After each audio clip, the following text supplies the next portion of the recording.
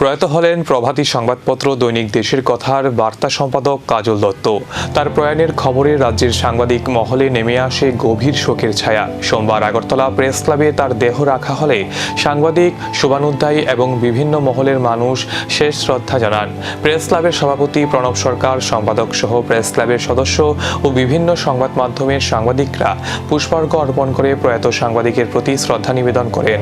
দীর্ঘ সাংবাদিকতার জীবনে সংবাদ পরিবেশন ও পেশাগত নিষ্ঠার জন্য কাজল দত্ত সহকর্মীদের কাছে ছিলেন অত্যন্ত সম্মানিত। তার প্রয়াণে সংবাদ মাধ্যমে এক অপূরণীয় শূন্যতার সৃষ্টি হয়েছে বলে মত প্রকাশ করেন উপস্থিত সাংবাদিকরা। বিশিষ্ট সাংবাদিক কাজল দত্ত প্রয়াত হয়েছেন আজ সকাল 8:30 নাগাদ। উনি ছিলেন নীরব কর্মী এবং দীর্ঘদিন ধরে অসুস্থতার সাথে লড়াই করছিলেন। অত্যন্ত সৎ এবং নীরবে সততার সাথে সারা জীবন সাংবাদিকতাটা উনি করে গেছেন।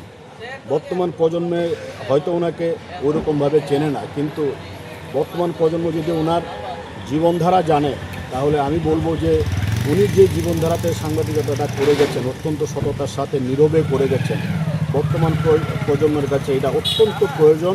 আজকের দিনে আমি বলবো যে কাজল দত্ত, প্রয়াত কাজল দত্ত আমাদের সামনে একটা উদাহরণ হয়ে থাকবে সারা জীবন। আমি নতুন প্রজন্মকে বলবো, আপনারাও এই কাজল দত্তর যে জীবনধারা এটাকে যদি আপনারা অনুসরণ করেন তাহলে আগামী দিনের সংবাদপত্র সাংবাদিকতা আরও সমৃদ্ধ হবে।